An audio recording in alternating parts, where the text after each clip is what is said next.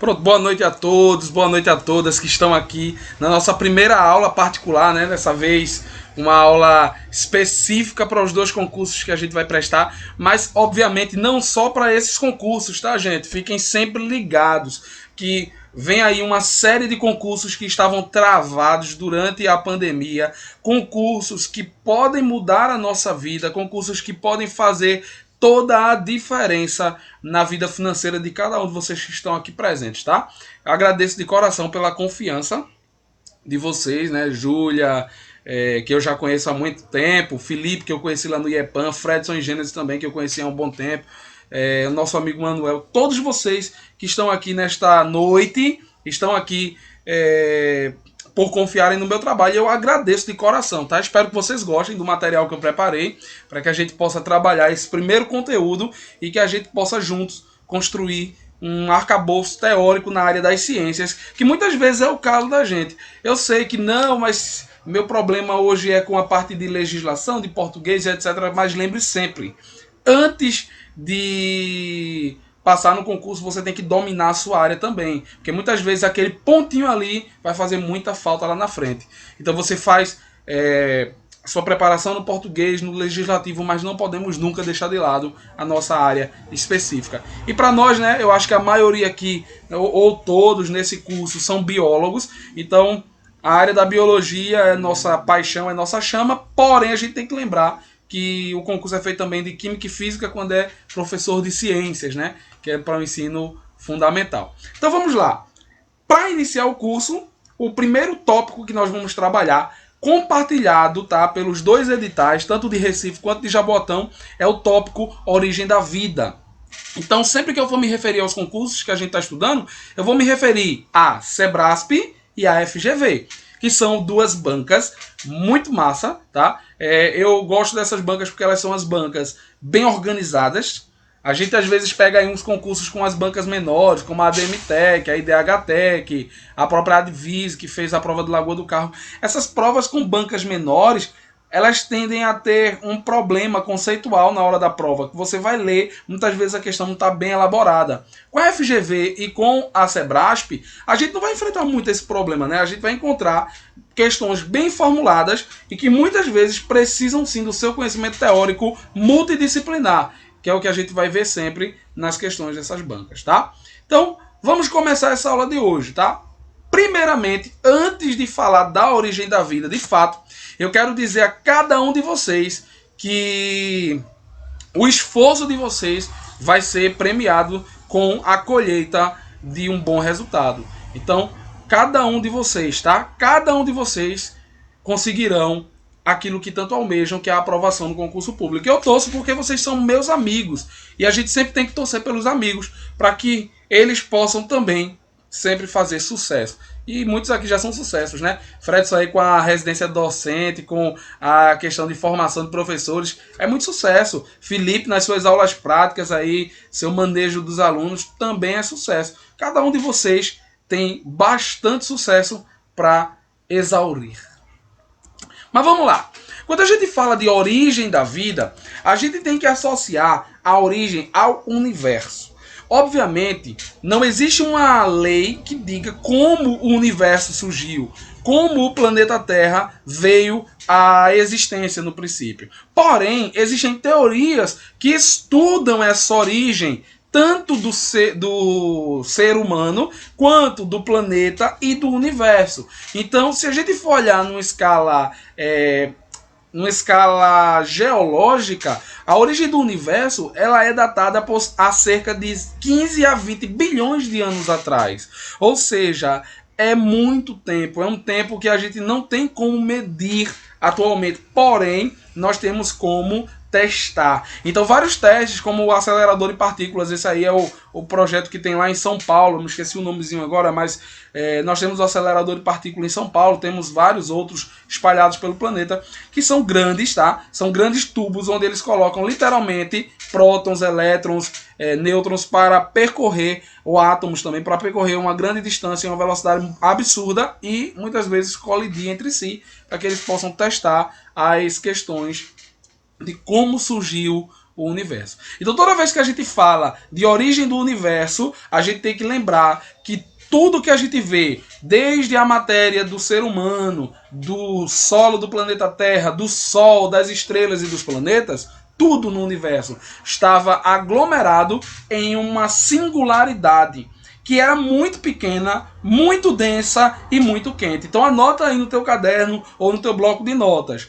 O universo, segundo a teoria da singularidade, era concentrado em uma partícula muito densa, muito quente e muito pequena. Há quem diga que era menor que a ponta de um alfinete. Então veja como tudo isso que a gente observa hoje no universo era condensado e extremamente energético. Por isso aconteceu o que a gente chama de Big Bang, né? O Big Bang, na verdade, é uma grande explosão que é marcada pela expansão cósmica da matéria. Então toda a matéria ela foi jogada contra o espaço e segue expandindo até os dias atuais.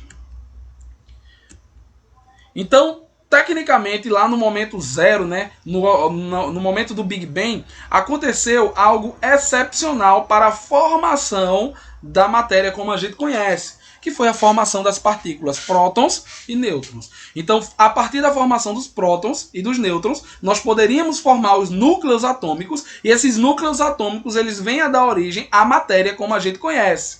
Então, nos primeiros anos, né, os primeiros bilhões de anos ali do surgimento da matéria, de fato, como a gente conhece, a temperatura era absurda e ela foi caindo. Então, veja, nos primeiros segundos, a temperatura era absurda e ela caiu cerca de 100 bilhões para 1 bilhão de graus Celsius. A gente não consegue suportar 100 graus Celsius, imagina 1 bilhão de graus Celsius, né? Então era uma temperatura extremamente quente, porque ainda havia muita matéria condensada que estava em alta velocidade se descondensando. Nos primeiros 300 mil anos, os prótons, elétrons e nêutrons começaram a se combinar para formar o que a gente chama de átomo. Todos devem lembrar, né, que o átomo ele é formado por um núcleo. Esse núcleo ele possui duas partículas, prótons e nêutrons, e uma eletrosfera, que vai possuir as partículas que nós chamamos de elétrons. Então, os prótons com carga positiva, nêutrons sem carga e elétrons com carga negativa. Prótons, nêutrons e elétrons se combinam para formar os átomos como conhecemos. Sabendo que o número de prótons ele sempre vai ser relacionado ao número de elétrons e não ao número de nêutrons, tá? Então, prótons e elétrons eles compartilham do número atômico que a gente encontra lá na tabela periódica. Então, por exemplo, o hélio, que possui número atômico 2, ele vai possuir 2 prótons no seu núcleo e 2 elétrons na sua eletrosfera. Nêutrons vão variar a depender da massividade do núcleo atômico. O primeiro bilhão de anos do universo basicamente foi reunindo o surgimento das estrelas. Algumas estrelas que inclusive já desapareceram, né? Porque a estrela tem vida, tem tempo também de existência. Então essas estrelas elas surgiram e a partir do momento que elas surgem, elas têm um período de vida, como por exemplo o nosso Sol.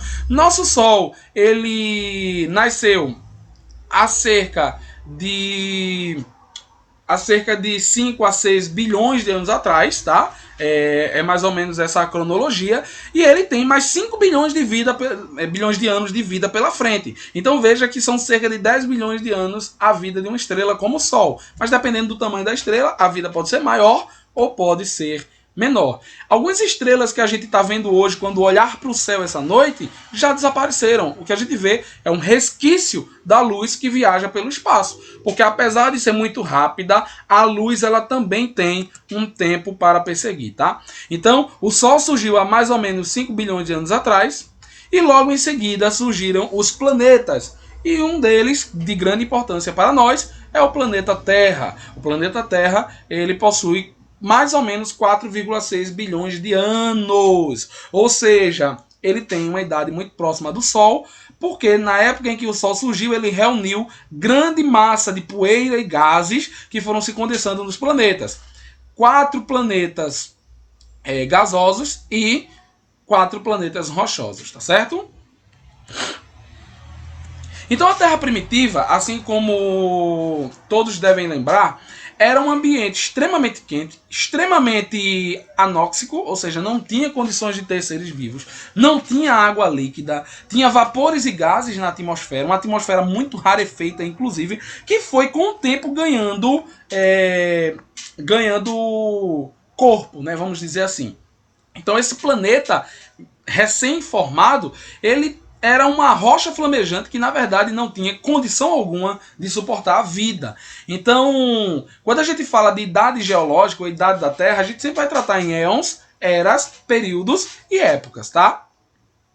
Então, se a gente observar direitinho, o período atual ele vai se classificar ali no quaternário, né, o que a gente chama de quaternário.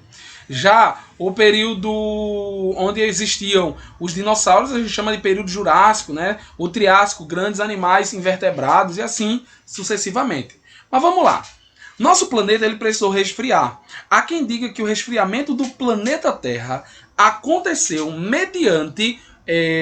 mediante tanto gases que saíam da própria rocha, né? Gases que estavam misturados com a rocha derretida, que iam para a atmosfera formando, por exemplo, metano, gás carbônico e outros gases baseados em carbono, também em nitrogênio, quanto ela foi resfriada pela presença de água. E como a água veio a chegar no nosso planeta? Há hipóteses de que dizem que a água chegou no nosso planeta através de alguns meteoros e corpos celestes que traziam essa água e ao impactar com a lava derretida, iam esfriando essa lava, iam esfriando esse magma derretido que estava preenchendo a superfície do nosso planeta.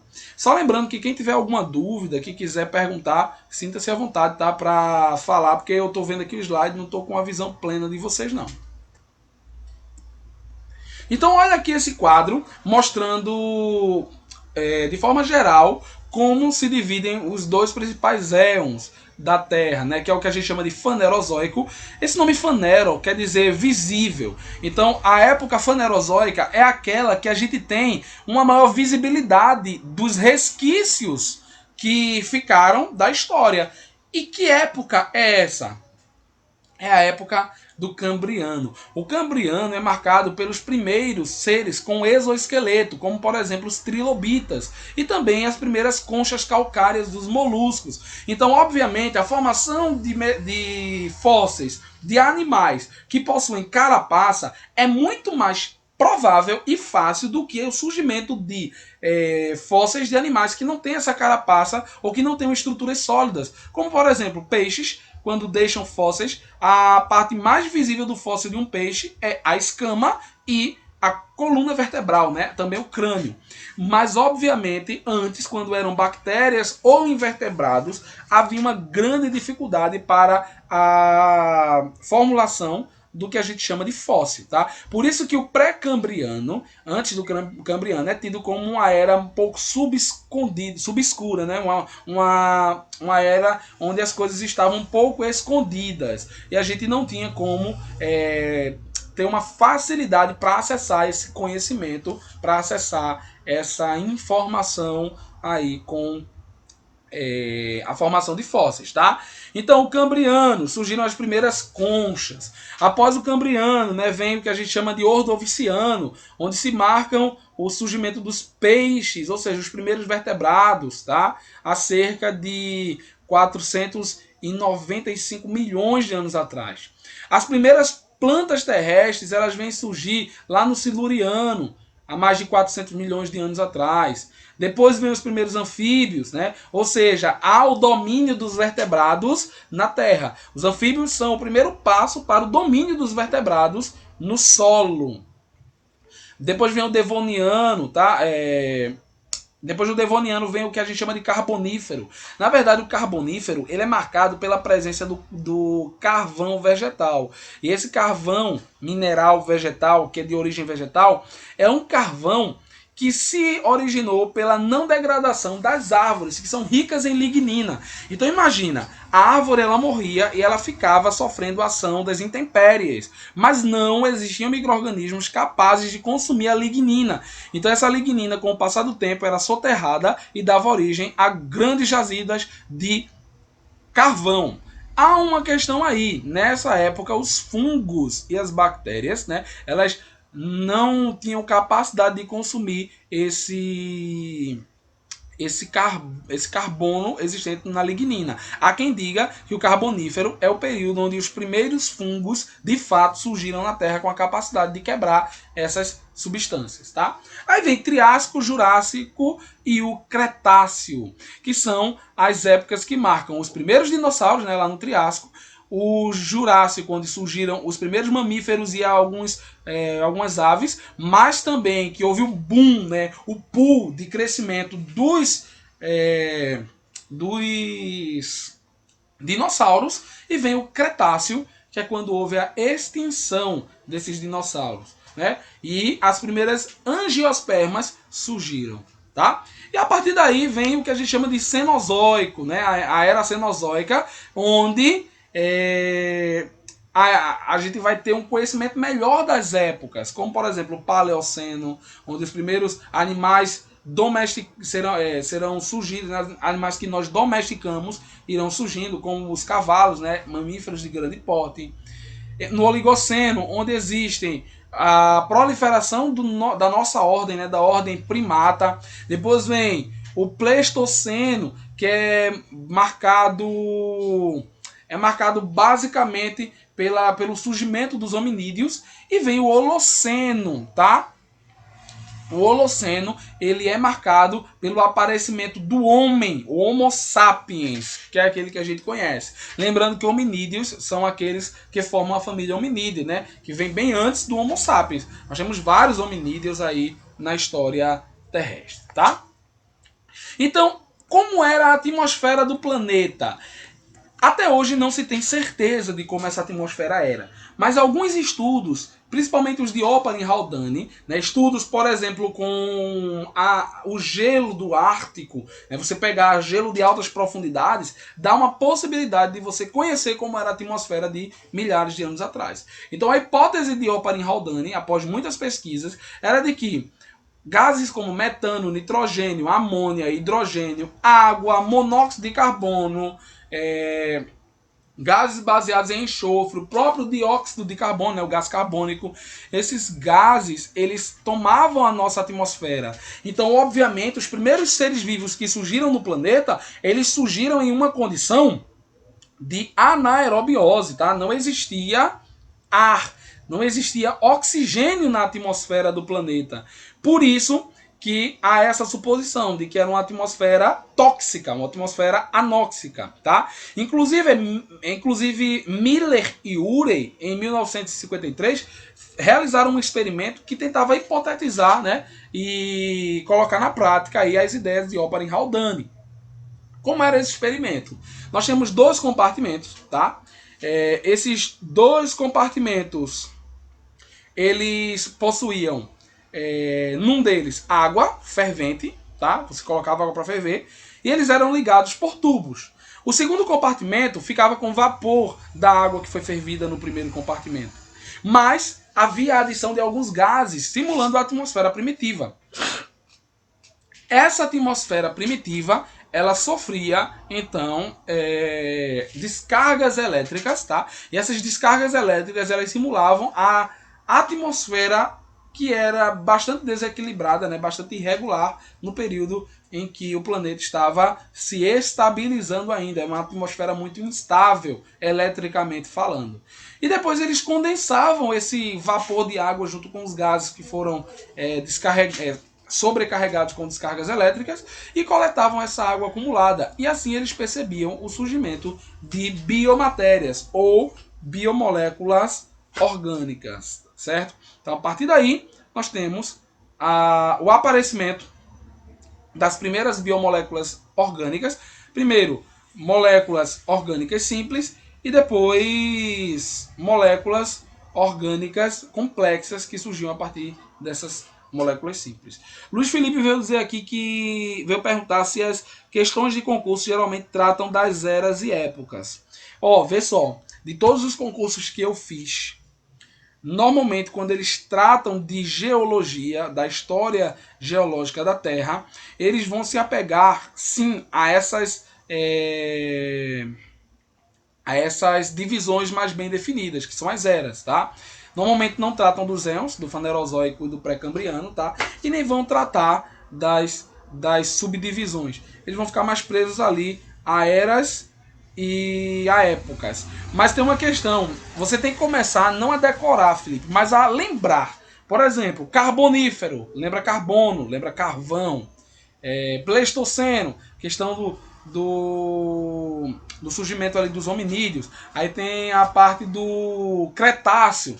Cretáceo, é só lembrar de Cetáceo, que é um mamífero. Então o Cretáceo está marcando ali o desaparecimento dos grandes dinossauros e surgimento dos mamíferos. Você tem que tentar associar os nomes aos acontecimentos, tá? Cambriano. Sempre que eu vejo esse nome Cambriano, eu me lembro de algo que está quebrado. Aí vem logo na minha cabeça articulado. Articulado vem a ideia de invertebrados com articulação. Eu tento fazer esse tipo de associação, sabe, Felipe? Porque, às vezes, para a gente memorizar esses nomes, de fato, a gente não vai memorizar. Até mesmo memorizar o tempo, né, as idades. Por exemplo, saber que o Cambriano aconteceu há 500 milhões de anos atrás. Não tem como a gente estar memorizando todos esses períodos. E se você for olhar as provas de concurso, geralmente não são tão específicas. Não vão cobrar de você data. Até porque ele não está falando de um geólogo, e sim está falando de um cientista, de um biólogo, de um químico, de um físico que vai dar aula disso e precisa compreender. Então o que é que pode acontecer num concurso, Felipe? Ele pode colocar para tu o quadro, colocar os acontecimentos e questionar ali sobre esses acontecimentos, né? O que é que marcou o surgimento dos anfíbios? O que é que marcou o surgimento dos primeiros vertebrados, né? Dos peixes e assim sucessivamente. Mas eu nunca vi ele cobrar de você diretamente uma ideia de que era a era onde surgiu o ser humano. Normalmente eles não fazem esse tipo de associação, tá? Então, com as ideias de Miller, esse carinha aí da foto, e de Urey, a gente pôde fazer uma extrapolação de como foi a evolução do nosso planeta. Então veja essas 6 imagens em sequência. No início, a atmosfera era rica em metano e outros gases à base de carbono. Tinham muitos raios pela instabilidade, muito calor do Sol, radiação solar, né, radiação UV, e também muito calor à base das rochas derretidas por conta dos vulcões. Aí, ao invés de oceanos, nós tínhamos mares de lava, literalmente. Com o passar do tempo, a atmosfera ela foi ficando mais densa, com mais água. E essa água gerou chuva. E a chuva começou a resfriar e criar os primeiros oceanos. Então veja na figura C, se você olhar aqui na figura C, você vai perceber que os primeiros oceanos eles surgiram e deram a possibilidade de surgir também os primeiros seres vivos. Como? Esses primeiros seres vivos vieram a partir da matéria orgânica existente dessa reatividade dos gases atmosféricos, né? Inclusive existe uma hipótese mais atual de que na verdade não foi na atmosfera que essa reação, nem no oceano que essa reação acontecia propriamente dita, né? A reação da atmosfera acontecia e a reação que era para acontecer no oceano acontecia na verdade na lama, né? Há quem diga que nós viemos da lama. Mas continuando, essa matéria orgânica, ela aleatoriamente foi se juntando até que nós tínhamos a matéria básica nos coacervados para formar as primeiras células. Que matéria básica é essa? Proteína, lipídio e material genético, e nucleotídeo. Então os primeiros seres vivos que surgiram no nosso planeta, certamente eram seres vivos que não precisavam respirar oxigênio, até porque não existia oxigênio na atmosfera, eram anaeróbicos e eles certamente eram heterótrofos. Por quê? Olha a dica que eu dou para os meus alunos sempre.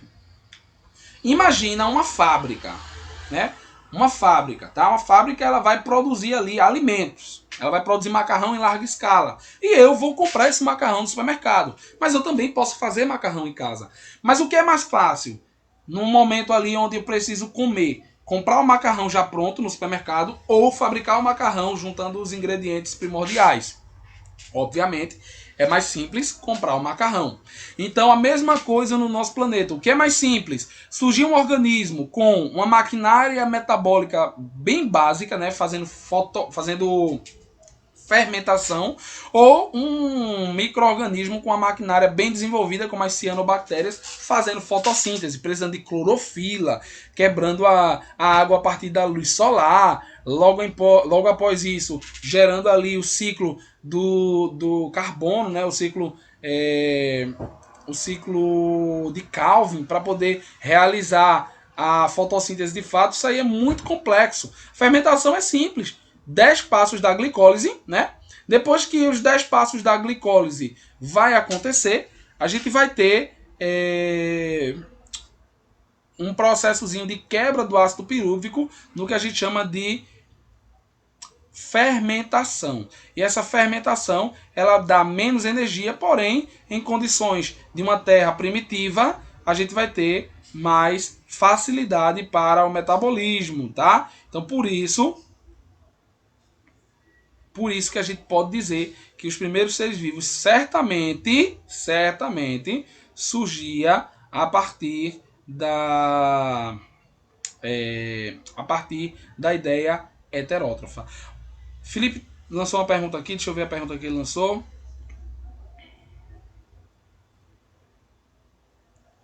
O celular deu uma travadinha. Aqui. Felipe, não foi a clorofila que foi absorvida, tá? Isso, inclusive, é tema para já. Foi o cloroplasto. Mas já eu vou explicar direitinho. Entenda. Os primeiros seres vivos que surgiram eram micro-organismos, tá? Esses micro-organismos, como bactérias, não tinham núcleo. Então, as primeiras bactérias eram fermentadoras. Depois surgiram bactérias que conseguiam fazer a síntese do próprio alimento, né? Que eram possivelmente fotossintetizantes, que tinham clorofila. Depois surgiram as primeiras bactérias que tinham capacidade de consumir o oxigênio que se acumulou no ar. A gente vai ver isso já. A endossimbiose, ela trata dos eucariontes, Felipe, que não tinham organelas nem para respirar, no caso da mitocôndria, nem para fazer fotossíntese, no caso do cloroplasto.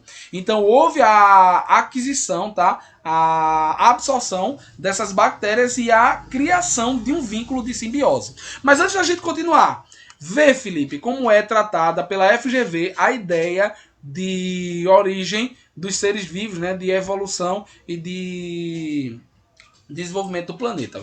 Leiam essa questão comigo, tá? Os primeiros seres surgiram na Terra há mais de 3,5 bilhões de anos e foram sendo selecionados nelas pelas condições ambientais em constantes modificações até os dias atuais. Essa é uma questão do concurso da Secretaria de Educação do Estado de Pernambuco do ano de 2015. Com relação aos seres que sucederam na Terra primitiva, analise as afirmativas a seguir. 1. Os primeiros seres vivos eram necessariamente anaeróbicos, pois, quando surgiram, não existia suficiente oxigênio livre na atmosfera. Com base no que eu falei, essa afirmativa está errada ou está certa? Pensa aí. 2. Entre os primeiros seres vivos estavam os organismos que faziam fotossíntese. O aumento rápido da concentração de oxigênio livre na atmosfera permitiu a existência de seres capazes de fazer respiração aeróbica. E aí? Pensa aí. No médio prazo, o surgimento da fotossíntese foi catastrófico para os seres aeróbicos, que não tinham meios de se defender da toxidez do oxigênio livre. E aí? Faz sentido alguma delas? Faz sentido todas elas? E aí, apenas 1? Apenas 2? Apenas 3 está correta? Ou 1 e 2 e 3? Ou apenas 1 e 3? E aí, vamos de quê? Quais delas estão corretas? Apenas 1, a 2, a 3, a 1 e 3 ou todas elas?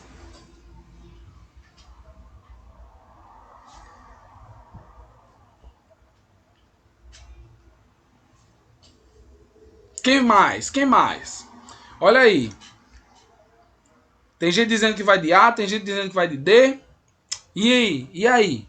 Nós vamos de letra D. Vamos entender o erro, tá? Vamos entender o erro da afirmativa 2. A primeira afirmativa: os primeiros seres vivos eram necessariamente anaeróbios. O que necessariamente quer dizer? Eles tinham necessidade de não precisar do oxigênio. Por quê? Não tinha oxigênio na atmosfera. Então a primeira opção ela tá certa, tá? Então a letra B aí, a letra C seriam descartadas porque a 1 é correta. Aí sobrava pra gente A, D e E. Bora para a afirmativa 2, que pelo gabarito tá errada pra gente entender. Entre os primeiros seres vivos estavam organismos que faziam fotossíntese. Essa aí é a jogada. Entre os primeiros seres vivos não estavam os organismos que faziam fotossíntese. Na verdade, entre os primeiros seres vivos estavam os organismos que não faziam fotossíntese, eram anaeróbios. E depois de um tempo surgiram os primeiros aeróbios. Os primeiros aeróbios pelo surgimento da fotossíntese. E o 3 está correto por quê? No médio prazo, o surgimento da fotossíntese foi sim catastrófico para esses seres anaeróbios. Por quê? Para quem é anaeróbio, para quem não respira, para quem não faz respiração, normalmente o oxigênio é extremamente tóxico. Na verdade, aprenda, o oxigênio é tóxico para a gente que faz respiração, imagina para quem não faz respiração. Há quem diga que a gente começa a morrer quando a gente nasce, né, por conta da respiração do oxigênio. Mas a quantidade de células quando a gente nasce, que está ali se reproduzindo, ela é tão mais alta do que as células que morrem, que a gente continua vivo aí por 70, 80 anos. Então a letra D está certa porque sim, o oxigênio ele é tóxico, mas para aqueles que são anaeróbios, tá? Então vamos agora às ideias do surgimento dos primeiros seres vivos, tá? Como eu falei para vocês, e até Felipe levantou a questão, o primeiro ser vivo, ele certamente era procarionte, era uma bactéria, era um ser sem núcleo. Com o tempo, a célula foi se tornando cada vez mais compartimentalizada. E esses compartimentos, ou seja, essa compartimentalização da célula, fez com que a célula necessitasse muito de nutrientes. Em um dado momento, uma célula eucarionte englobou uma bactéria que tinha capacidade de respirar, essa bactéria laranjinha que está aí no canto inferior. Nesse momento, essa célula percebeu que essa bactéria ela tinha uma propriedade especial, ela produzia ali um nutriente, né? Produzia ATP, e esse ATP era necessário para o metabolismo da grande célula, e era ATP excedente. Então houve aí um início de uma parceria que dura até hoje, que é uma simbiose que a gente chama de teoria da endossimbiose, como falou o Felipe mais cedo. E essa teoria da endossimbiose, ela trata de que mitocôndrias e cloroplastos foram absorvidas e ao ser absorvida tornaram-se parte integrante da célula até formar os seres que nós conhecemos hoje, tá? Então, primeiro ser vivo, uma célula procarionte, advinda dos coacervados, né, que na verdade eram misturas de substâncias ali, de proteínas, de enzimas, de material genético. Quando chegou o material genético, na verdade surgiu a primeira célula, né? Mas era um monte de substâncias que deu origem à célula primitiva, né, que precisava de ácido nucleico. Então, quem surgiu primeiro? Como a gente falou, células heterótrofas, tá? Células autótrofas vieram surgir depois, porque normalmente precisam de uma mais complexa gama de enzimas e substâncias para fazer metabolismo. Obviamente, quando as células capazes de fotossintetizar surgiram no planeta, nós tivemos o surgimento também de oxigênio, e esse oxigênio ele foi importantíssimo para desencadear o pull, né, o boom de células que fazem respiração até os organismos atuais. Olha mais uma questão aí, tá? Essa questão é uma questão só para a gente marcar na nossa cabeça aqui, uma questão estilo vestibular, mas é mais para a gente marcar na nossa cabeça a sequência correta. Oparin acreditou que a vida na Terra poderia ter surgido a partir de substâncias orgânicas formadas por combinação de moléculas como metano, amônia, hidrogênio e vapor de água presentes na atmosfera primitiva de nosso planeta.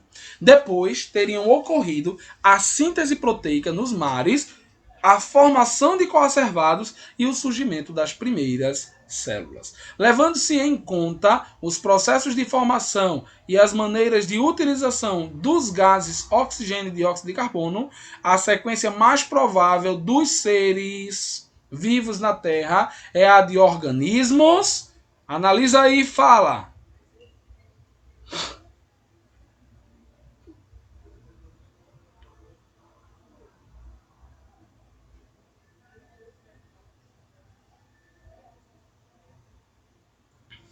Quem mais? Felipe já deu a resposta dele ali. Quem mais? Então, gente, surgiu primeiro o heterótrofo anaeróbio, depois o heterótrofo aeróbio e por último os autótrofos. Faz sentido isso? Gente, para pensar. Primeiro os heterótrofos, tudo bem, porque tinha matéria orgânica na natureza. Isso, Felipe. Felipe já reconsiderou. Então, primeiro surgem os heterótrofos, que têm a necessidade de consumir matéria orgânica, tá? Orgânica que já estava ali na natureza. Eles eram anaeróbicos. Por que eles eram anaeróbicos? Porque não conseguiam utilizar oxigênio, já que ele não existia. Depois, alguém precisa converter, exatamente, Felipe. Alguém precisa fazer o trabalho de converter a água dos oceanos, em oxigênio. Então, quem é que faz esse processo? Quem é que transforma água através da luz do sol em oxigênio? Os autótrofos, os fotossintetizantes. E, por fim, os anaeróbios foram intoxicados, então eles começaram a definhar, e quem surgiu foram aqueles adaptados à presença de oxigênio na atmosfera. Mas o correto é letra E, tá? Não letra D, letra E. Até porque não faz sentido que os heterótrofos tenham surgido primeiro que aquele que faz o oxigênio. Letra E. Tá bom?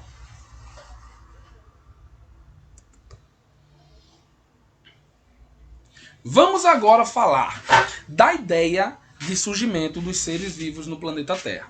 Então, hoje, tudo isso que eu falei para vocês é conhecimento atual, conhecimento baseado em tecnologias de ponta para estudos, né? Do século XVIII para cá.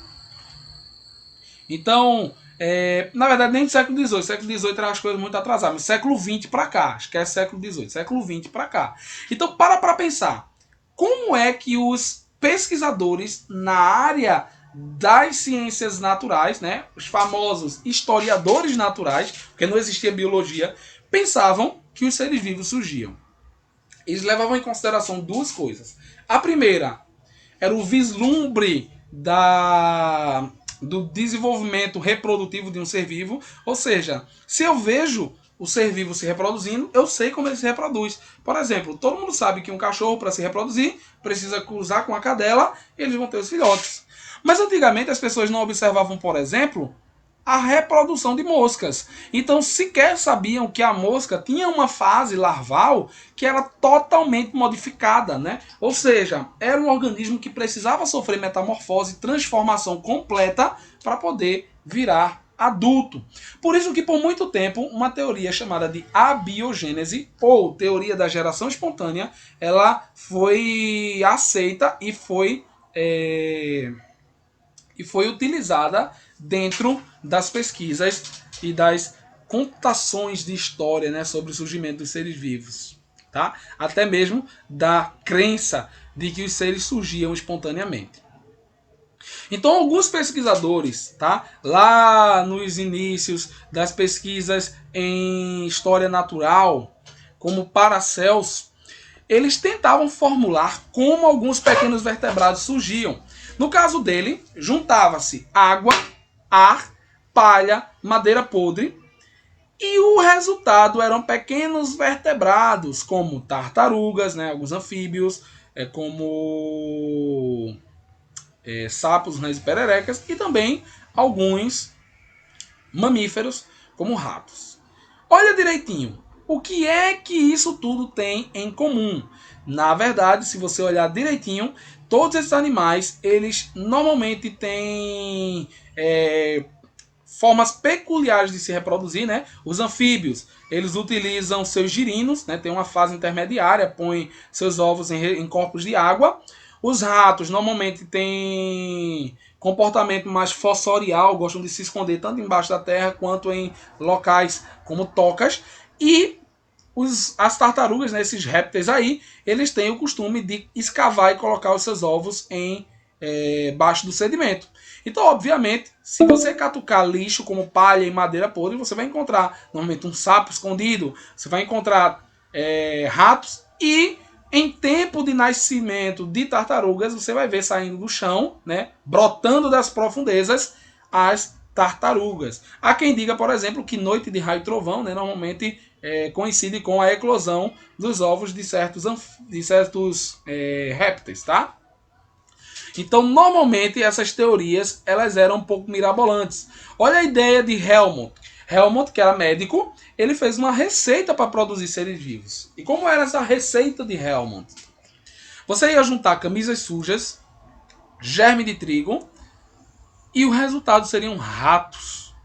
Então, esses ratos aí, eles não vão surgir na ideia dele, esses ratos surgiriam da matéria orgânica do germe de trigo, né, da semente de trigo, e do suor humano presente em camisas sujas. Por quê? Lá na camisa suja existe o princípio da vida. Felipe, amam mesmo essa história, viu? Os alunos amam essas histórias. Só que para pensar, o que é que a camisa suja ela gera para um rato? Abrigo, né? Um abrigo quente e úmido. E o que é que o germe de trigo vai ser? Alimento. Então, na verdade, a gente está dando alimento e não fazendo uma receitinha ali para produzir ratos do nada. E essas perguntas sobre geração espontânea, elas vieram permeando a humanidade até que, a partir do século XVIII, começam-se a especular outras ideias. Apesar de não se derrubar a abiogênese, pesquisadores como Leuvenhoek, né, um holandês, eles tentaram já observar a existência de micro-organismos, mas vendo que Leuvenhoek esbarra e outros pesquisadores também esbarraram na ideia de que os micro-organismos surgiam de forma espontânea. Ou seja, mesmo observando a existência de micro-organismos para explicar o apodrecimento de certos tipos de alimentos ou a decomposição da matéria orgânica, nós tínhamos aí uma ideia de que esses micro-organismos eles iam surgir de forma espontânea, tá? Então, de toda forma, ainda era aceita a ideia de abiogênese. Esse daí é um esquema do primeiro microscópio utilizado, tá? Observe que esse microscópio ele mostra que tem uma lentezinha ali dentro desse pequeno furo e você colocava o seu espécime para observar contra a luz. Ah, Linda, eu também tive, viu? Eu também tive um professor, acho que foi professor de metade dessa turma daqui da biologia da Mata Norte.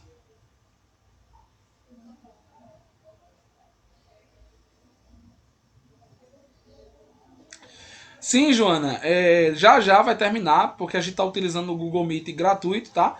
Mas quando a chamada cair, não se preocupem, tá? Eu vou criar um novo link, vou pausar a gravação, vou mandar o link para vocês e a gente retoma de onde a gente parou, tá certo? Eu vou estar todo de olho aqui, vai aparecer já já para vai aparecer para mim também quando for acabar. A gente tem 7 minutinhos. Mas vamos lá. Continuando, só para a gente não perder o raciocínio. Quão grande era a revolução acerca das ideias de abiogênese, um pesquisador chamado Needham tentou derrubar a abiogênese, mas não conseguiu. O que é que ele fez? Needham ele criou o conhecido experimento do caldo nutritivo. E esse caldo nutritivo, tá? Ele era um caldo baseado como um caldo de carne, né? Sem tempero, obviamente. Caldo nutritivo ali é baseado em proteínas e gorduras. Ele ferveu esse caldo e deixou esse caldo por uns dias lá na sala dele, no laboratório. E observou que com o passar do tempo, esse caldo apodrecia. Então ele disse que a ideia a ideia dos pesquisadores, como Levenhou, que falavam no surgimento espontâneo de bactérias, estava correto, tá? Então, a ideia aí era que, mesmo você fervendo o caldo nutritivo, ainda assim nós teríamos bactérias surgindo espontaneamente. Eles não conheciam que o ar, tá? Que o ar tinha a capacidade de fazer o transporte de bactérias. Eita, Luiz Felipe entregando o nome das pessoas, né? Meu Deus do céu. Olha, ainda eu não tenho nenhum e-mail institucional, sabe? Por isso que eu não estou conseguindo ficar mais de uma hora. Mas não tem problema não. Já já a gente cria um outro link. A gente aproveita aqui o que é gratuito. Por fim, tá? Antes da gente encerrar esse link e abrir o próximo, por fim, nós temos o surgimento da biogênese. E o que é biogênese? É a ideia de que os seres vivos, eles apresentam ciclos, inclusive ciclos metamórficos, como é o caso da mosca, da borboleta e de outros animais, que apresentam alternância de forma durante a sua vida. Tem uma vida larval e depois uma vida adulta.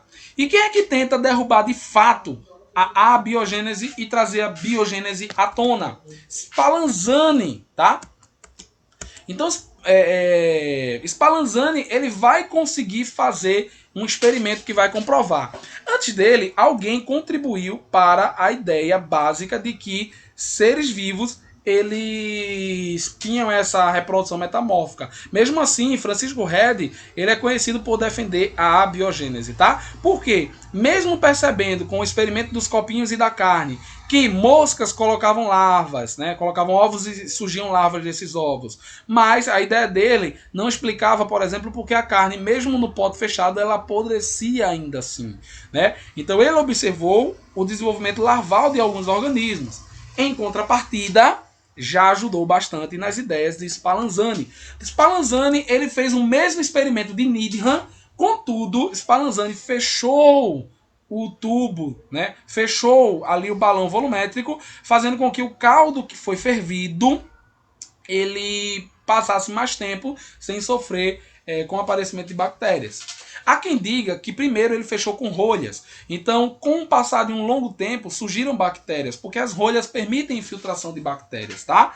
Mas ele também fez um experimento onde ele vedava totalmente o bico do balão. E isso foi muito criticado por Needham, tá? Needham e Spallanzani entraram numa briga frenética. Por exemplo, Spallanzani dizia que Needham não havia aquecido suficientemente ali o seu caldo. Já Needham, ele contra-argumentava dizendo que o superaquecimento matava o princípio ativo. É aquela ideia de quem veio primeiro, o ovo ou a galinha. Ah, não sei o quê. E um dá um argumento, outro dá outro contra-argumento. Somente Louis Pasteur, tá? No ano de 1822, século XIX, que veio a, de fato, ratificar esse conhecimento que a gente já tem hoje em dia, mas que naquela época era uma revolução, que é a ideia biogenética de origem dos seres vivos. Então, basicamente, Louis Pasteur, ele disse que existem muitos micro-organismos na matéria inanimada, que na verdade esses micro-organismos é que vão dar a dinâmica de surgimento de seres vivos, e ele originou o processo de pasteurização. E o que foi que esse cara fez, né, ao decretar o fim da biogênese? Ele fez o simples experimento do pescoço de cisne. Ele pegou um balão volumétrico, né, um balão ali, encheu com caldo nutritivo, transformou o gargalo desse balão em uma forma ali de S, né, parecido com o pescoço de um cisne, e ferveu esse caldo e aqueceu esse pescoço, né, para poder derretê-lo. Então o que é que aconteceu? O caldo nutritivo, ele formou vestígios de líquido nesse gargalo que impediam a passagem de bactérias, além também de impedir o fluxo de oxigênio e de outros gases para dentro do balão. Então esse balão, ele meio que perdeu a comunicação com o meio externo e passou dias e mais dias ali sem sofrer nenhum tipo de ação bacteriana. Quando ele quebrou o gargalo, ele verificou o desenvolvimento de micro-organismos, ou seja, ele não fechou, ele não vedou o balão volumétrico, contudo, não entravam micro-organismos. Então ele inventou o processo de esterilização. No século XVIII, Lázaro Spallanzani fez um experimento importante na discussão da origem dos seres vivos. Atualmente, os alunos podem analisar com maior eficiência o experimento de Spallanzani por meio de um experimento simples, utilizando tubos de ensaio nos quais são colocados 3 ml de caldo de carne transparente, como na tabela a seguir. A gente vai colocar ele aquecido em banho-maria, em contato com o ar, ou seja, totalmente aberto. 2. Aquecido em banho-maria, porém fechado. 3. Fervido, aberto. E 4. Fervido, totalmente tapado. E observou-se que o primeiro, segundo e terceiro tubos ficaram turvos, né? E o quarto, transparente. Para demonstrar que não existe geração espontânea sob a ação de um princípio ativo, é necessário observar o resultado. Vamos lá. Apenas 1 e 3. Vejam. O resultado 1 e o resultado 3 deram uma ideia de apodrecimento, né, do caldo. O caldo ficou turvo, azedou. Então, tem a existência de micro-organismos. Se você considerar apenas o 1 e o 3, você não tem como descartar a geração espontânea. Além de que, só aquecido em banho-maria não mata as bactérias que existem. Certo? Vamos para os tubos 2 e 4. Eu não tenho como comparar dois tratamentos diferentes, né? O primeiro tratamento aqui, o tubo 2, é um tratamento banho-maria, ou seja, a temperatura não é suficiente para matar a bactéria. Enquanto o tubo 4, a gente tem uma diferença, porque foi fervido e mata a bactéria. Então eu não posso comparar. Experimento... Letra C. Experimentos 3 e 4 apenas. Faz sentido, por quê? O 3 e 4. Porque aquecer em banho-maria não mata bactéria, não mata micro-organismo. Agora, aquecer de forma a ferver o líquido, sim, aí funciona. Aí você tem o exemplar da ideia de que não existe um princípio ativo ali dentro, certo? Então sim, seria essa letra C. Não seria só observando um tubo, porque eu não tenho como comparar, e não necessariamente eu precisaria comparar todos os tubos. Essa é uma ideia da FGV, tá, gente? Como na aula passada lá no YouTube, Felipe até falou, FGV gosta muito de trabalhar com experimentos. Sim, isso aí é um exemplo, né? Se você pegar o concurso de 2015 do estado de Pernambuco, você vai ver que foram tratados diversos experimentos, tá? Em algumas questões que houveram naquele concurso. Então, sim, a letra C é a correta. Então, de forma bem sintética, a ideia de origem da vida, tá? A origem da vida, ela marca, primeiro, a origem do planeta, né? E para surgir o planeta, teve que surgir todo o universo. Big Bang, surgimento do Sol, depois surgimento da Terra. E as teorias evolutivas que tratam da origem dos seres vivos, tá? A biogênese, onde trata que os seres vivos surgem da matéria inanimada, ou seja, geração espontânea, e a biogênese, que dá a ideia de que seres vivos vão sempre surgir de seres pré-existentes, tá? Porém, precisou ali do experimento de Pasteur para que a gente tivesse um conhecimento e uma compreensão total das ideias. Para completar a nossa aula de hoje, tá? Eu quero conversar com vocês um pouquinho também sobre a questão de taxonomia. Por quê? Taxonomia, ela tem esse embasamento para o conhecimento da evolução dos seres vivos, né? Da origem e desenvolvimento dos seres vivos. Então é muito importante, galera, que a gente trabalhe também taxonomia. Como não tem um dia específico para isso, eu decidi colocar nessa aula de hoje já as ideias de cladística. Então é muito comum que você encontre nos diferentes concursos questões que tragam árvores filogenéticas, né? Que a gente chama de cladogramas, como esses daí, que podem aparecer tanto na forma diagonal, né, na forma de uma árvore diagonal, quanto na forma de uma árvore retilínea. E vocês vão sempre perceber, né, que essas árvores aí, elas sempre vão ter partes semelhantes, como uma raiz, onde está o ancestral, os nós, que determinam especiações, tá? E nós temos os ramos, que vão simbolizar sempre o surgimento de novos seres vivos. Isso aqui é um exemplo do desenvolvimento dos vertebrados. Nós temos os primeiros peixes não ósseos, né, os peixes cartilaginosos, marcando os vertebrados. Depois surgem os primeiros peixes de espinhas finas, né, com espinhas ósseas.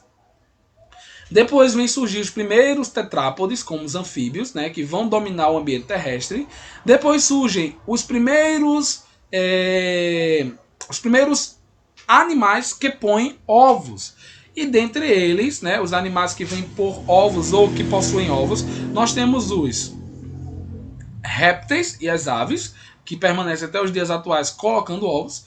E nós temos os mamíferos, que também puseram ovos, porém, esses ovos eles deram lugar à placenta. Ô, gente, mamífero pondo ovos? Sim, é só lembrar do ornitorrinco e da equina, tá?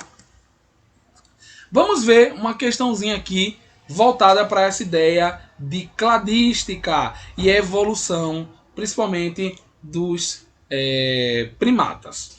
A comparação de fósseis de chimpanzé, neandertais ou neandertalenses e humanos, Homo sapiens, atuais levou à proposta de duas árvores filogenéticas. Árvore 1, chimpanzés, depois os neandertais, os homens europeus, né? E o surgimento também dos homens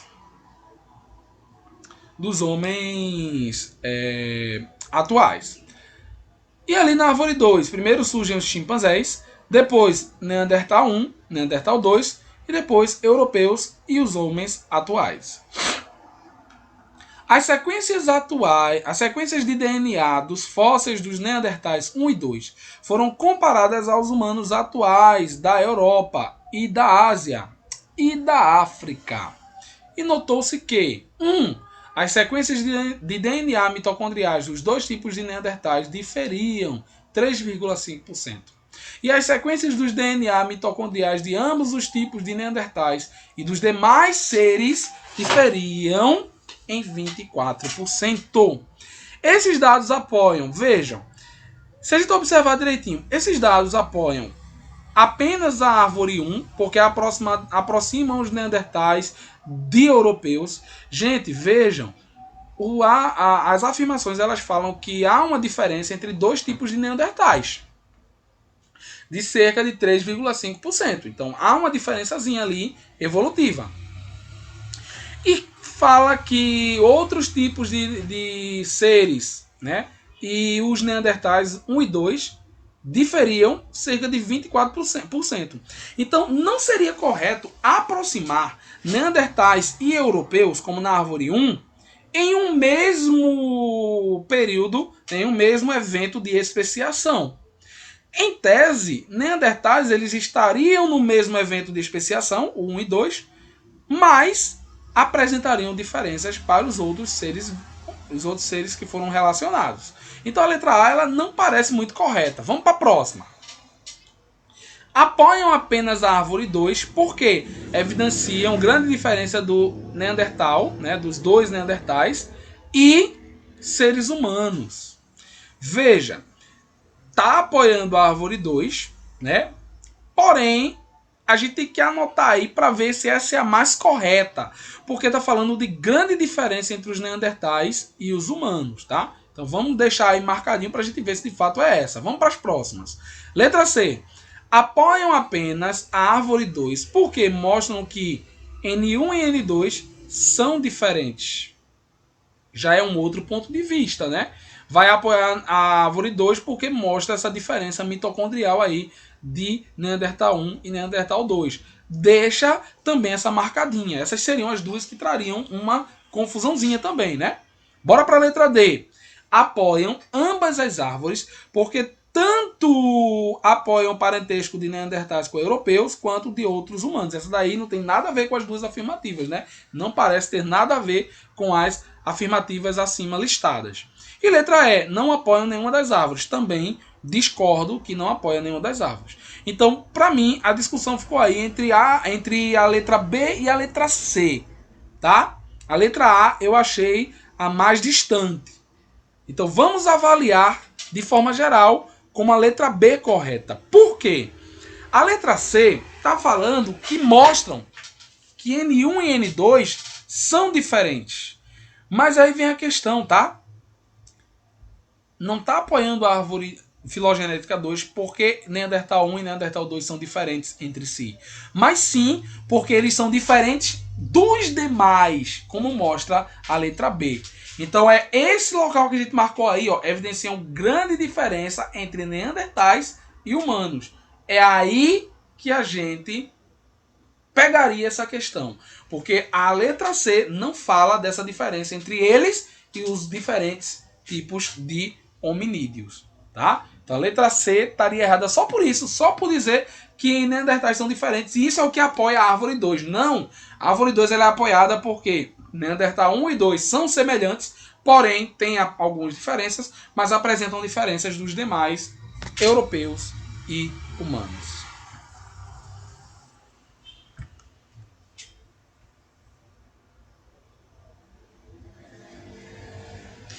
O pensamento de Gênesis e o pensamento de Filipe estão corretíssimos, tá? É exatamente esse mesmo. Eles são diferentes, mas não tão diferentes. Por isso que eles estão no mesmo evento de especiação, porém é diferente dos demais humanos, como mostra ali os 24%. Então, tá certíssimo. Chimpanzé não muda, porque chimpanzé ele é parente, mas ele é distante, né, dos hominídeos. Estão certíssimos os dois, tá? Muito bem, parabéns. E já a ideia de taxonomia, né?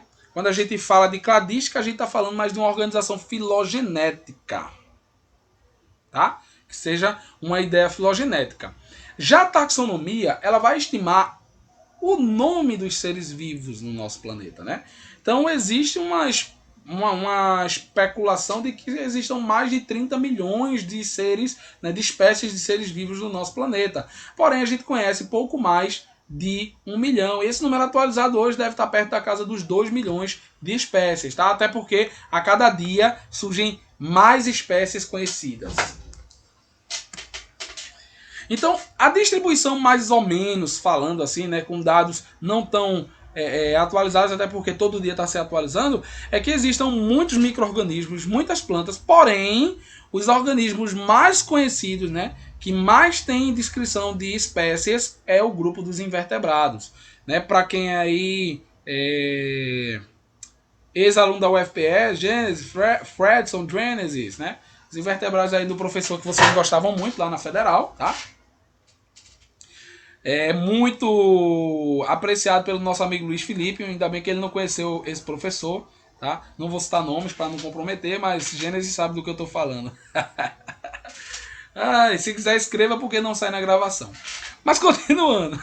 A Júlia conhece também, né, Júlia? Ai, meu Deus do céu. Ai. Mas a gente tem invertebrados como campeões em descrição específica, tá?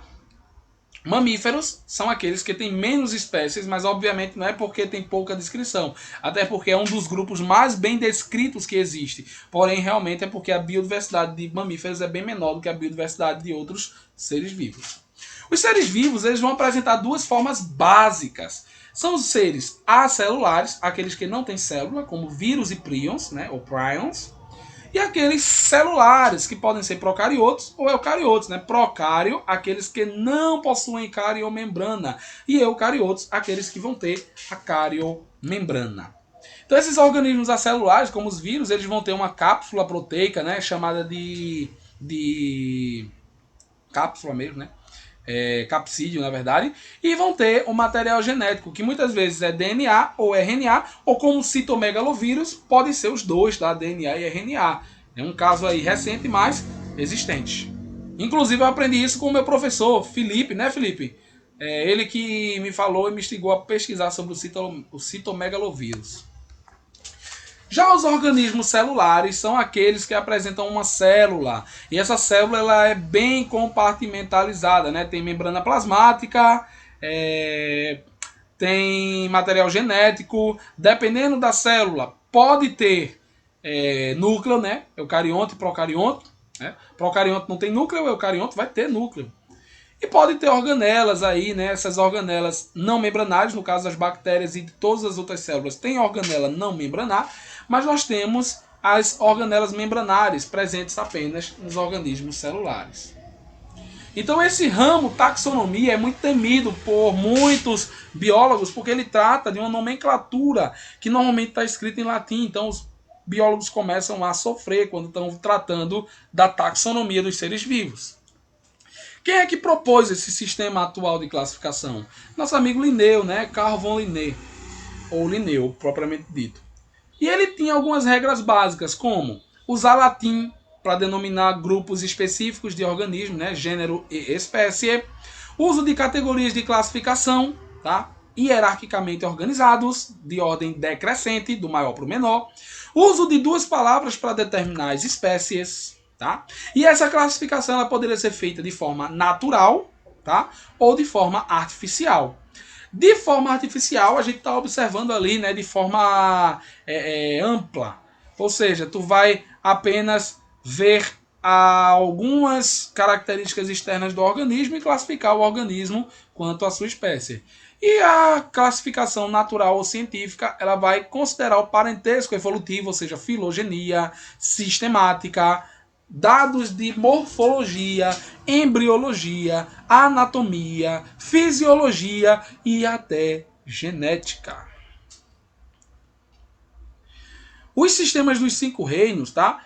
Foi proposto por Whittaker em 1969 e ele trazia uma abordagem de que nós tínhamos um grupo de procariontes compondo o reino Monera, um grupo de seres unicelulares ou pluricelulares. A princípio eram os protozoários, tá? Que era o protista, mas depois tornou-se protoctista, né? Quando incluiu até mesmo as algas. Então a gente tinha aí o reino Monera com os procariontes, o reino protista, que hoje é protoctista, com algas e protozoários, o reino fungi com os fungos, o reino vegetalia, planta ou metafita com as plantas e o reino animal ou animalia ou metazoa com os animais. Dessa forma, a gente pode falar, então, de uma classificação generalista, mas que hoje ela já foi substituída pela ideia de 3 domínios.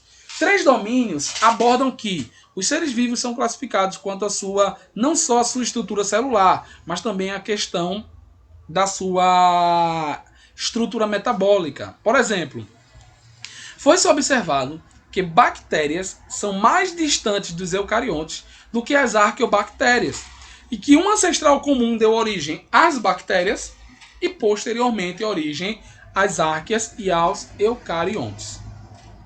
Então, bactéria é um grupo muito difundido, porém é um grupo que surgiu lá no seu ambiente e permaneceu se mesclando, né? Permaneceu evoluindo. Já o grupo das arqueobactérias, exatamente, Felipe. O grupo das arqueobactérias, ele surgiu posteriormente do mesmo ancestral que deu origem aos eucariontes. Por isso que a gente costuma dizer que o reino Monera, ele é polifilético. Como o Felipe até está falando aqui, né? Nós temos 2 grupos, 2 domínios dentro do mesmo reino. Por isso que essa classificação é um pouquinho complexa, mas ela basicamente vai entender que 2 domínios, como arca e bactéria, fazem parte de um mesmo reino. Enquanto um domínio, que é o domínio eucária, vai se dividir em 4 reinos diferentes. É essa a maior confusão que os professores e alunos acabam fazendo, né? De não compreender que Monera é um reino polifilético, ou seja, tem 2 domínios dentro dele, e que Eucária é um grande domínio que engloba 4 reinos, né? Ou seja, 4 subclados. Vamos falar agora reino por reino, só para a gente relembrar, tá? As bactérias, né, que se dividem em algas azuis ou cianobactérias, né, e arqueobactérias e bactérias. Felipe, quer falar alguma coisa? Se quiser, pode falar. Ô, Arthur, vê só, a gente acaba. São formas de classificar diferentes, né? Isso. A de Woese e a de Whittaker. Whittaker. Isso. Mas eu vejo muita gente, na hora de classificar, colocar o domínio antes do reino. Seria certo, já que são 2 formas de classificar diferentes? não está totalmente correto. Por quê? Se você observar, tem um domínio que engloba 4 reinos. E tem 2 domínios que estão dentro de um reino. Então, assim, eles se sobrepõem. Na verdade, a ideia dos 3 domínios era que houvesse a substituição dos reinos, sabem? Só que essa ideia não vingou. Apesar de ter sido proposta e ter sido muito bem vista, não vingou. Pode ver que são ideias relativamente próximas de um período ali de 1969 e 1977, ou seja, uma diferença de pouco mais de 8 anos, mas 2 ideias que não se sobrepuseram como deveriam. Sim, havia a princípio uma ideia de que os domínios eles prevalecessem sobre o reino. Mas para isso a gente teria que extinguir o reino Monera e criar 2 reinos, né? O reino Monera, ou reino da Eubactéria, e o reino Arqueobactéria. A gente teria que ter 2 reinos diferentes para ficar a ideiazinha lá de domínio e reino. Então, gente, tecnicamente não está correto você dizer que domínio sobrepõe reino. Agora, se a gente for para a parte prática, quem está acima de quem? Como um domínio engloba 4 reinos, né? O que não acontece para Monera, Monera é exceção, então, em tese, o domínio para a maioria dos reinos vem acima do reino. Mas essa aí é uma confusão que ainda está ativa, viu, Felipe? Ainda não foi resolvida. Então, os moneras, eles normalmente vão ser marcados por micro-organismos muito pequenos, né? As bactérias, cianobactérias e até as arqueobactérias, tá? Tá aqui repetido, né? Algas azuis e cianobactérias deveriam ser cianobactérias, arqueobactérias e bactérias. As bactérias, normalmente, elas são divididas em 2 grupos, né? Os grupos das bactérias com parede celular de peptido glicano e o grupo daquelas que não tem parede celular. Quem tem parede celular é dividido em outros 2 subgrupos, né? As gram-positivas, aquelas que têm apenas a parede celular, e as gram-negativas, aquelas que têm a parede celular e uma membrana externa, uma cápsula membranar externa, que dá uma maior eficiência na proteção contra antibióticos. Já os protistas normalmente são divididos em 4 grandes grupos, né? Nós temos, primeiro, dividido em 2 grandes grupos, que seria o grupo alga e o grupo protozoário. E esses 2 grupos eles vão ser divididos em outros subgrupos, né? Os protozoários, por exemplo, é subdividido em 4 grupos. A gente tem os cileóforos, a gente tem os risópodes, né? Que são aqueles que têm pseudópodes, as amebas. A gente tem os flagelados, né? Que a gente chama de mastigóforos. E a gente tem os apicomplexos, que são aqueles que não possuem nenhum tipo de mecanismo para locomoção.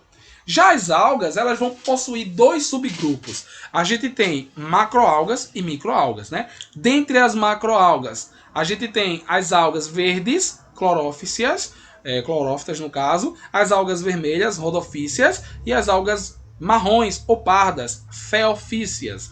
E as microalgas, que são aquelas que a gente chama de unicelulares, algas unicelulares. Nós temos alguns exemplos, como as algas dinoflageladas, né, que vão possuir ali flagelo e podem ser causadoras de maré vermelha, né, os pirrófitas. Nós temos as diatomáceas, que possuem carapaça, né, 2 carapaças ao redor da célula. Nós temos também as algas euglenófitas, que são algas verdes de vida livre, e assim por diante. Quer falar, Felipe? Quer abrir o microfone e falar? Pode falar. Não, é só uma notícia que envolve isso aí. Aí eu vou mandar aqui no. Ah, tá. É um vídeo. Pode eu vou mandar aqui no chat. Qualquer material que vocês quiserem, manda lá no Classroom também pra galera acompanhar, tá certo? Qualquer material que vocês mandarem, acharem legal, manda lá no Classroom, ele tá aberto pra gente dialogar mesmo, tá? Eu também vou estar sempre mandando coisas pra vocês. O reino fungi, ele é basicamente marcado pelos fungos uni- e pluricelulares, né? Os unicelulares chamados de levedura, e os pluricelulares, que alguns deles formam cogumelo, tá? Lembrando que o cogumelo é a estrutura que menos aparece, ou seja, aparece apenas na época de reprodução e que depois de um tempo pode desaparecer, e é a menor parte ali do fungo, tá? Lembrando que o fungo ele tem uma grande extensão dentro do substrato quando ele está apresentando seu corpo de frutificação. Então aquilo que a gente está vendo ali é a ponta do iceberg. E a gente tem algumas classificações de fungos, né? Nós temos fungos chamados de basidiomicetos, que são aqueles que tem o cogumelo bem formadinho, como esse vermelho aí, né, a amanita, ou esse cinzazinho bonitinho. Nós temos os ascomicetos, que o cogumelo ele tem um formato de saco, né, que a gente pode usar como exemplo a trufa, que é um ingrediente muito caro, normalmente europeu, né, de ambientes mais frios. Nós temos os quitridiomicetos, que são aqueles causadores de doenças como pé de atleta. E nós temos os zigomicetos, que normalmente são aqueles utilizados para a produção de pães, de queijos e também para a produção de antibióticos, como a penicilina, né? Todo mundo aqui deve saber que a descoberta da penicilina ela ocorreu a partir de um experimento acidental, onde um pesquisador ele tinha uma colônia de bactérias, né, de bactérias que causavam doença, e por acaso, uma colônia de bactérias foi infectada por um fungo. E ao redor desse fungo não nasciam bactérias, então a colônia ficou manchada. Antes dele jogar fora aquela plaquinha de Petri, né, aquele experimento mal sucedido, ele decidiu estudar essa substância produzida pelo fungo, que estava afugentando ou matando as bactérias. E ele percebeu que essa substância era totalmente tóxica para bactérias, mas não era tóxica para nós, eucariontes, surgindo assim o boom dos antibióticos. Sim, Felipe, antibióticos, nossos salvadores. O reino metafita, tá? Que é enquadrado pelas briófitas, pteridófitas e gimnospermas, e as angiospermas tão importantes, tá? É o grupo oriundo das macroalgas, principalmente das clorofícias, e esse grupo ele engloba árvores com ou sem sementes, com ou sem vasos condutores, tá? Briófitas são as árvores, árvores não, né? Briófitas são as plantas menores, né, e mais simples, que não têm órgãos verdadeiros, né? Então tem caule, não tem folha, não tem raiz, tem cauloide, filóide e tem rizoide. E que o período esporófito, ou seja, a fase de vida em que ele produz o seu esporo, é a fase que não domina. O gametófito é a fase dominante, né? Ou seja, a fase que produz gametas. Isso é invertido a partir das pteridófitas, que tem vaso condutor de seiva, ou seja, tem folha, tem caule e tem raiz. E o gametófito da pteridófita passa a ser cada vez menor e desaparecendo a partir das angiospermas, tá? O gametófito ele praticamente desaparece. Então, o gametófito das pteridófitas ele só vai servir mesmo para produzir a planta adulta, que é normalmente como a samambaia, né, aquela haste com as folhas, né, e nas folhas a gente tem a presença dos soros, que produzem esporos, por isso que é a região que a gente chama de esporófita, né, essa parte da planta aí que permanece, que prevalece. As gimnospermas, que são aquelas que produzem sementes, né, não produzem esporos, mas sementes, e essas sementes elas são basicamente o amadurecimento dos óvulos, né? Esses óvulos aí que possuem a oosfera lá dentro, que vai ser fecundada por um grão de pólen. E as angiospermas, cujo ovário, ao invés de sumir, de desaparecer, ele vai se tornar uma fruta, um fruto, que vai dar origem, assim, ao boom da biodiversidade da vegetação, tá? Lembrando que, para diferenciar algas e plantas, a gente tem que lembrar que algas elas não têm capacidade de proteger o seu embrião. E as plantas, pelo contrário, elas têm essa capacidade, por isso que são chamadas de embriófitas, certo? As embriófitas, elas vão ter essa capacidade de proteger o seu embrião. E o último grupo, o último reino, Metazoa ou Animalia, né, é um grupo muito bem desenvolvido, né, que é marcado por dois subgrupos, tá? Os vertebrados e os invertebrados. Se engana quem pensa que vertebrados e invertebrados são a divisão correta taxonômica. Na verdade, existe o subgrupo invertebrado e o grupo cordado. Por que a gente não pode chamar os cordados de invertebrados? Porque os protocordados, ou seja, aqueles cordados mais primitivos, eles possuem ausência de vértebra. Então eles são invertebrados também, tá? Como por exemplo, lá aqueles cefalocordados que não tem ainda desenvolvimento de uma coluna vertebral.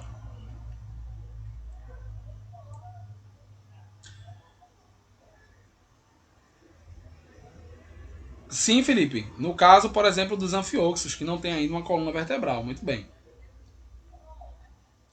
Já as categorias taxonômicas, né? A gente tem que saber, biólogo tem que saber essas categorias taxonômicas. E quais são elas?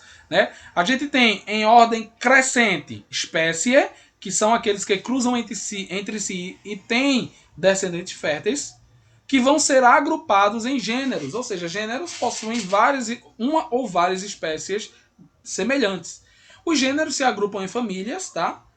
As famílias em ordens, as ordens em sementes, em sementes, meu Deus, não sei de onde foi que eu tirei essa palavra.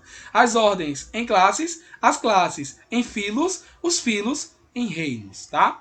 E podem existir subfilos, superfilo, subclasse, superclasse. E vale salientar que existe uma regrinha básica, tá, gente? Eu posso ter sempre uma espécie em um gênero, ou seja, um gênero pode conter apenas uma espécie, mas eu nunca posso ter uma espécie em dois gêneros. Ou seja, dois gêneros conterem a mesma espécie, tá? Isso não pode acontecer. Agora, uma espécie só pode fazer parte de um gênero só, como por exemplo a ginkgo biloba. A ginkgo biloba, ela é parte uma gimnosperma, tá? É uma gimnosperma do grupo ginkgo, no caso da classe Ginkgo, e a ordem dela vai ser Ginkales, aí vem a família Ginkade, e vem o gênero Ginkgo, e a espécie, a única espécie, o Ginkgo biloba, tá? É bom lembrar mesmo esses professores Gênesis Medeiros. Então eu sempre uso esse nome que vocês também devem usar nas aulas de vocês, né? Reficofage. Reino, filo, classe, ordem, família, gênero e espécie. Galera, eu sei que a gente não tá aqui numa aula de vestibular, né? Mas isso aqui é uma paródiazinha que eu uso com meus alunos de vestibular. E para descontrair, eu vou cantar ela aqui com vocês, tá? Ela vem da música de Alceu Valença, Anunciação.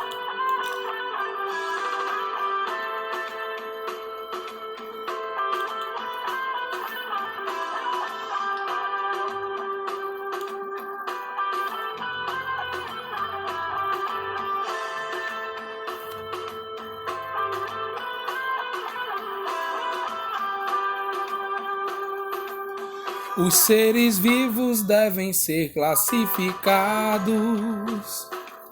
Preste atenção, agora eu vou te ensinar. Essa ideia foi criada por Linneu, que em 7 quadros nós devemos separar. Os seres vivos devem ser classificados. Preste atenção que agora eu vou te ensinar. Essa ideia foi criada por Linneu, que em 7 quadros nós devemos separar. Reficofage,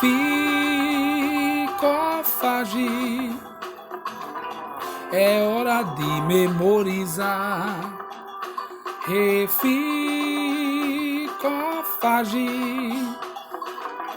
É hora de memorizar. O reino é amplo e tem o filo bem abaixo,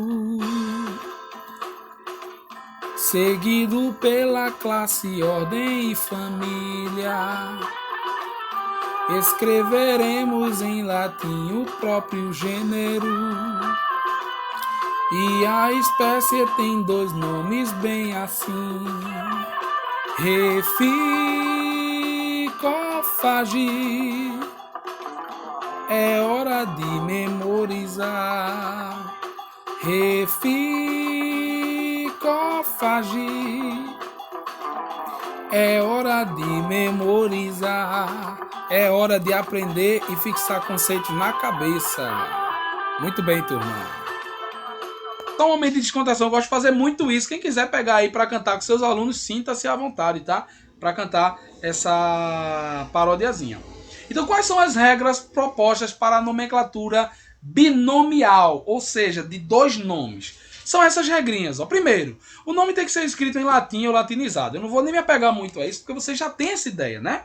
E normalmente impressos em itálico. Na ausência do itálico, escrito à mão, a gente faz um grifo. Os termos que indicam gênero devem apresentar inicial maiúscula e o nome das espécies vai ser binomial, sendo o primeiro nome gênero e o segundo nome termo específico. Teve uma vez um concurso, eu acho que da Sebrasp, que falou que o nome de espécie, que o nome específico era escrito minúsculo. Aí muita gente marcou como errado e a Sebrasp disse que estava certa. Mas vê por que a Sebrasp disse que estava certa. Porque o nome específico é o que a gente chama de epíteto específico. E ele é escrito de fato minúsculo, tá? Então, prestem sempre atenção nessas pegadinhas e nessas cascas de banana que a Sebrasp ela costuma colocar nas suas questões, tá? Nos seus modos de fazer e de formular questões. Quando necessário citar o subgênero, ele vai aparecer entre os dois nomes aí, né? O primeiro e o segundo nome da espécie e vai ter ali a ideia do parênteses para separar, para você saber que de fato aquilo aí é um subgênero. E quando for subespécie ou raça, o nome vai aparecer depois do epíteto específico, tá? Porém, apenas em itálico, sem parênteses. Que é outra coisa que pode ser cobrada na prova. Por exemplo, o termo sobre a evolução humana, responda. O termo Homo sapiens, abre parênteses, sapiens, fecha parênteses, está relacionado com a ideia de subespécie. Errado. Porque o parênteses está colocado errado, erroneamente, né? Não era para ter parênteses. Se é uma subespécie, tá certo, ela não deveria ter o parênteses. Tá? Agora, por exemplo, se eu disser que há um subgênero, aí sim eu devo colocar entre parênteses e no meio do binômio. Se você for mencionar o nome do descritor da espécie, ele deve aparecer depois do termo binomial, tá? Ou seja, primeiro escreve a espécie, depois escreve o nome de quem descreveu. Na zoologia, família, a gente vai sempre acrescentar um sufixozinho chamado de idai, que a gente lê id. Por exemplo, hominidae, que a gente lê hominide. E é comum nossos alunos e até alguns professores falarem hominidae, tá? Para subfamília, hominine, ou seja, inai ou ine, em latim. Já na botânica, a gente vai mudar o nome, tá? Em família vai aparecer Aceae, que a gente chama de Ace ou Acea. Por exemplo, Cactácea ou Cactácea, tá? Então esse Aceae aí, na verdade, se fala Ace, Cactácea. Por isso que a gente até escreve Cactácea, né? Mas sempre deixando esse último vocábulo aí flexionado para o E, cactácea ou cactácea. As categorias de classificação podem ser subdivididas, claro, né, gente? Eu posso ter subclasse, superclasse, subgênero, supergênero, subfamília, superfamília. E todas as categorias superiores a gênero, ou seja, família, ordem, classe, filo, reino, não são escritos, grifados, nem itálico. Apenas gênero e espécie. Mas todos têm que apresentar primeira letra maiúscula. Por isso que hominide não se escreve com letra minúscula. É outro erro que a Sebrasp pode colocar. Tu pode chegar lá e a Sebrasp colocar assim, ó. A família hominide e escrever com H minúsculo. Tá errado. Vamos para umas questões Sebrasp agora. Olha essa questão aí, ó, de 2017. Durante uma expedição para levantamento de fauna de anuros, sapos, rãs e pererecas de determinada região da Mata Atlântica no Parque Estadual Carlos Botelho de São Paulo, um pesquisador coletou vários indivíduos apresentados na tabela seguinte, que lista as espécies e o número de indivíduos de anuros encontrados no referido local entre agosto de 99 e julho de 2000. Então tá aí, ó. Chalmos interictus, perdão, ictéricos, Chalmos ornatus, Dendrofrínicos brevipolicatus, Aplastodiscus albozignatus, Ipsoboas albopunctactus, Ipsoboas faber e Ipsoboas prassimus. E essas são as quantidades que eles encontraram. Considerando os dados apresentados na tabela, a classificação dos seres vivos e as regras adotadas para sua nomenclatura, julgue os itens a seguir. Vê o que ele pede. Os dados, a classificação e as regras de nomenclatura. É isso que a Sebrasp gosta. Vamos lá. Sempre olhando para a tabela. Na redação do nome de espécie, deve-se utilizar itálico ou sublinhado. Tá certo ou tá errado? Na redação do nome de espécie, deve-se utilizar itálico ou sublinhado. Felipe já falou que tá certo. E aí, galera? Quem mais?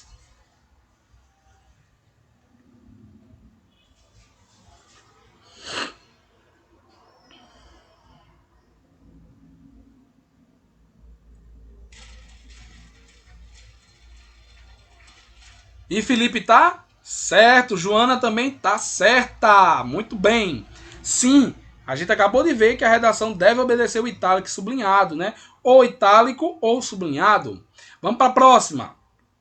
Nessa tabela foram identificadas 7 espécies distintas, pertencentes a 7 gêneros também distintos.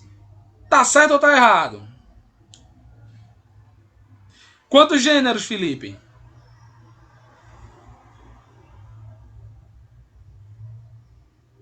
4 gêneros. Meu mouse tá pegando, não. Muito bem, tranquilo. Pode abrir. Eu ia dizer até isso, Felipe. Se quiser, pode abrir o microfone e dizer certo ou errado e por quê, tá? Tá errado mesmo, Felipe. É isso aí. Nós temos apenas 4 gêneros aí, né? O gênero Chalmos, o gênero com o nome mais complicado aí, né? Esse FHR é o que mata a gente, né? Dendrofrínicos, tá? E temos Aplastodiscos e Ipsiboas. 4 gêneros. Muito bem, Gênesis. Próxima. A reprodução entre machos de Chalmos ictéricos e de fêmeas de Chalmos ornatus produzirá descendentes férteis. Certo ou errado? Pode abrir o microfone, pode falar. Errado. E aí, quem mais?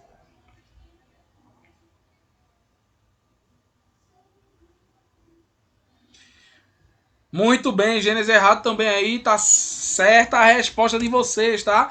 Não podemos dizer que vão produzir descendentes férteis. E a última, os anúrios são classificados na ordem Anura e na classe Anfíbia. Essa daí ele procurou o teu conhecimento de classificação e de sistemática de vertebrados. Essa daí, que não sabe, né, Felipe, é melhor deixar em branco. Mas, gente, ó, anuro, é só lembrar o nome. A quer dizer não, e nuro vem de cauda. Então, os anuros são aqueles que não possuem cauda. E a gente tá falando aí de sapos, de rãs, né? Então, sim, os anuros são classificados na ordem Anura, tá? Ordem Anura, e na classe Anfíbia. Tá certo? Muito bem, Aline. Olha aí a classificação dos sapinhos. Anura é a ordem, tá? Sem cauda. Anfíbia vai ser a classe. E o filo Chordata. Muito bem. Então assim, a gente encerra essa nossa aula de hoje. Então, gente, deixa eu abrir de novo aqui, tá? Para a apresentação. E eu quero saber de vocês... se vocês têm alguma pergunta, alguma dúvida, querem abrir alguma discussão, sintam-se à vontade.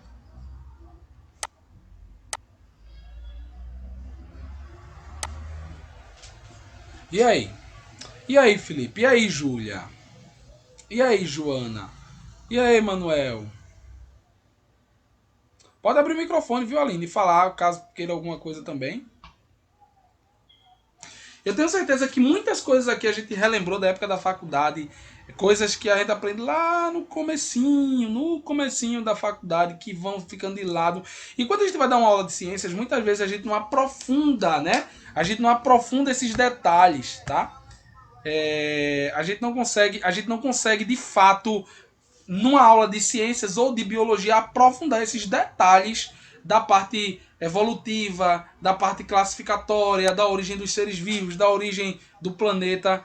Então, espero que vocês tenham gostado. Eu vou processar esse vídeo de hoje, tá? E vou estar disponibilizando. Não vou dar um prazo a vocês porque eu preciso de um tempo para processar. Mas eu vou processar, fazer o upload e vou estar disponibilizando ainda durante essa semana esse livro. A gente tem um encontro marcado para terça-feira, né, gente? Então fiquem atentos. Terça-feira de noite a gente vai ter aula, tá? E eu quero vocês aqui presentes, tá? Para o segundo tema, nosso segundo tema de aula. Gente, muito obrigado a todos, tá? E todas que estiveram aqui. Fico muito feliz em estar com vocês. Essas 2 horinhas que a gente passou juntos. E eu quero que vocês procurem sempre dar uma respondida em umas questões. Vou passar para vocês um conjunto de questões que eu tenho. Eu já passei uma apostila, tá? A apostila que eu comprei para meu uso pessoal, meu uso de estudo. Então, passei para vocês. É um material muito legal, que tem uma síntese de todos os assuntos da prova. É bom que vocês comecem a ler. E também eu vou estar passando para vocês uma apostila que eu tenho de questões da Sebrasp, que foi meu material, tanto material de aula, mas também foi meu material de estudo para o último concurso da Secretaria de Estado, tá? Então, galerinha do bem, fiquem em paz e até breve. Tchau, tchau. Boa noite para todos, tá? Valeu, Gênesis, Fredson, Manuel, Júlia.